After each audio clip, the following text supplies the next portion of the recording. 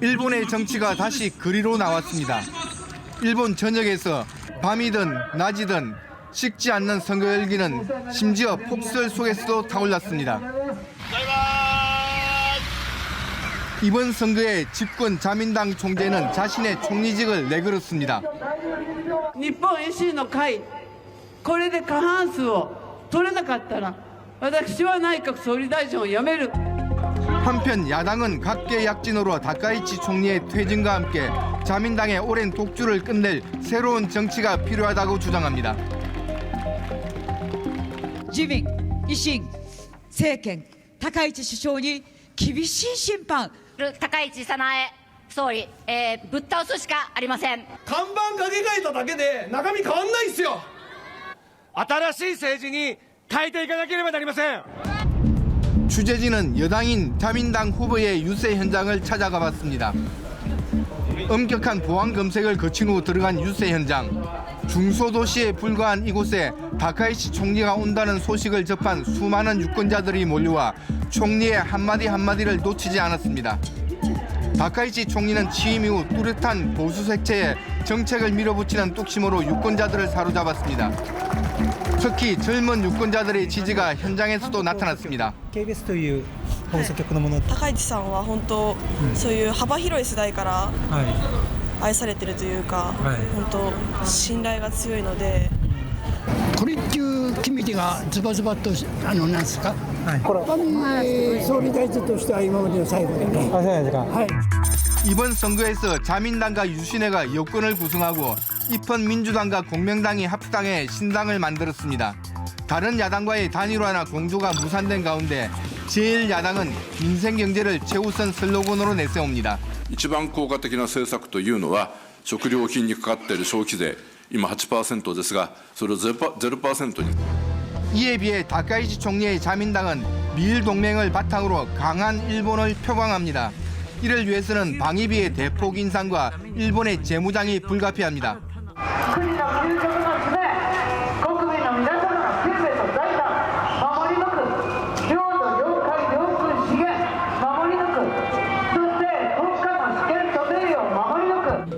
(150일) 중의원 정기국회가 시작되는 날 의장의 첫마디는 충격적인 것이었습니다.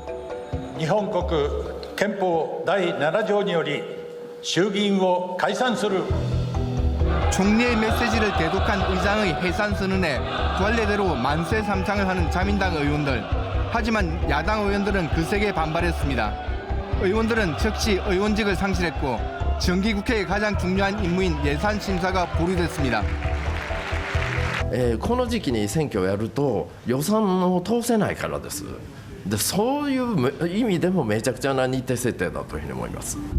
전격적인 해산으로 선거운동 기간도 축소됐는데 기록적인 눈벼락이 쏟아지면서 후보와 유권자들은 모두 힘든 선거를 치르고 있습니다. 하지만 다카이치 총리의 인기는 여전합니다. 사용했던 볼펜의 매출이 폭증하고 총리의 얼굴을 새긴 기념품은 물론 식품까지 속속 출시되고 있습니다.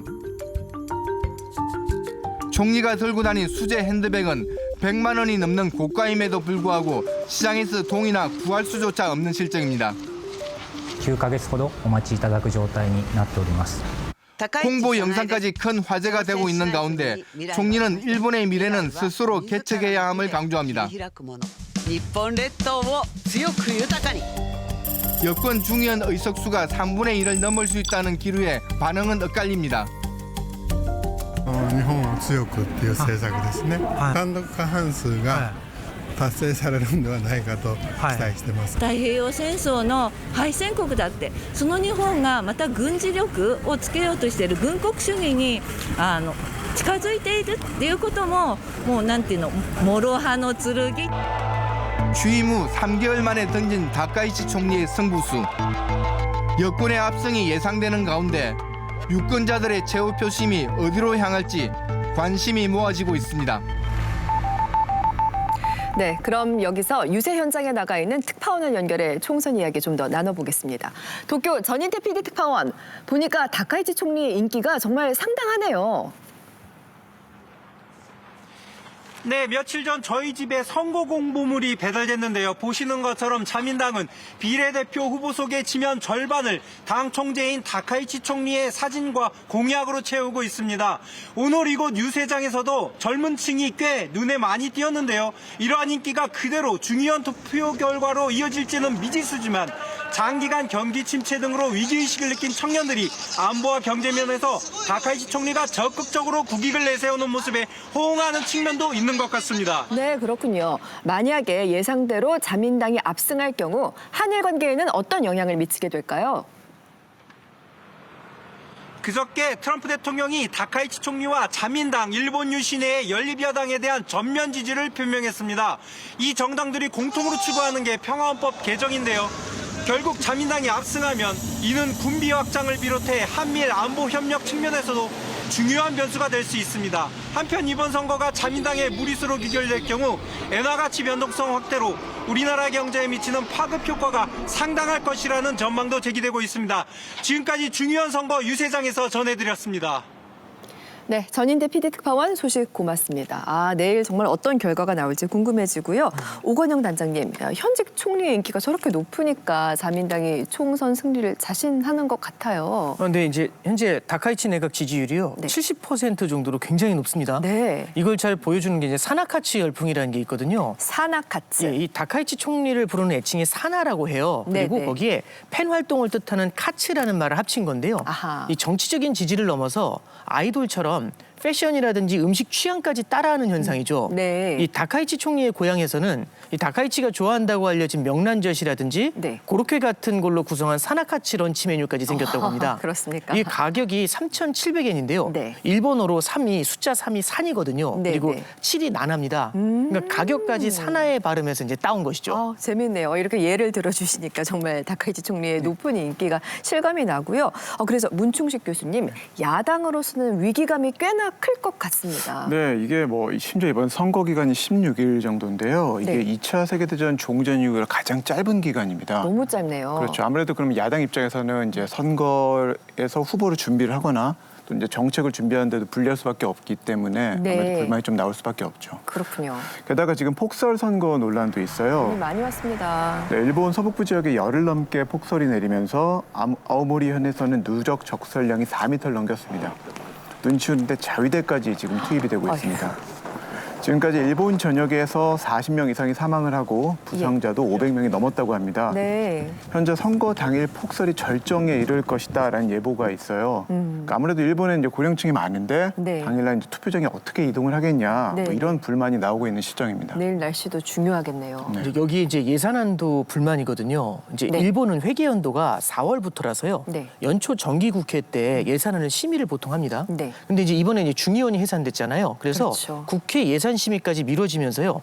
회계연도 시작 전에 예산이 확정되지 않을 가능성이 높은 상황입니다. 네네. 여기에 이제 자민당이 압승할 경우에는 이 예산안에 자민당의 입김이 훨씬 커질 공산이 네. 커지겠죠, 그죠? 그렇겠죠, 당연히. 다카이치 엔저 용인 발음도 이제 최근에 문제가 되고 있는데, 그건 어떤 말인가요? 유세 중에요. 이 엔저는 수출 산업에 큰 기회가 된다 이제 이런 얘기를 했거든요. 네네. 그러자마자 이제 외환시장이 바로 반응을 한 겁니다. 이 엔화가요 달러당 155엔대 중반까지 떨어졌는데요. 지금은 달러당 157엔이 넘어서면서 엔저 기조가 보다 심화가 되고 있습니다. 더 떨어졌네요. 네, 이 다카이치가 내비친 것처럼 네. 엔저 기조가 보다 깊어지게 되면은요. 네. 수입 물가 상승 때문에 서민들의 생활비 네. 부담이 더욱 네. 가중이 될 수가 있죠. 그렇군요. 근데 그럼에도 불구하고 다카이치의 인기는 아주 높은데 김재천 교수님 너무 궁금합니다. 과연 자민당은 의석을 얼마나 차지하게 될까요? 선거라는 것은 늘 끝까지 좀 봐야 돼요. 근데 지금 예측대로 자민당이 310석 이상을 확보하게 된다. 그러면은 이제 개헌 발의에 이제 탄력을 받게 되는 것입니다. 개헌. 그렇죠. 이제 다카이치는 이 여자 아베라는 별명이 있잖아요. 네. 실제로 나는 이제 아베의 이 노선을 갖다 계승하겠다. 이런 말을 갖다 여러 번 했단 말이에요. 그 중에 하나가 이제 평화 헌법 개정입니다. 네. 이 현행 헌법 구조를 보면은요, 이 무력 행사뿐만 아니라 전력 보유 그리고 이제 교정권을 금지하고 있어요. 네. 물론 이제 일본은 이미 자위대를 보유하고 있고요. 이 국방비도 세계 10위권의 군사 대국이에요. 네. 그럼에도 헌법 헌법 개정으로 자위대 보유가 이게 명문화가 된다면은요, 이 집단적 자유권 행사에 대한 법적, 정치적 제약이 크게 낮아지게 된다라는 것이에요. 네. 그러니까 이제 대만 유사시 개입 발언 역시 이제 더 명확한 법적 근거가 생기는 것이고요. 네. 이러한 흐름이 이제 동북아시아의 세력 분포에 어떠한 영향을 끼칠지 우리도 주도 면밀하게 관찰해야 된다고 생각합니다. 그렇죠. 왜냐하면 우리에게도 상당한 파장이 있을 네. 테니까 내일 일본이 어떤 선택을 할지 지켜봐야겠습니다.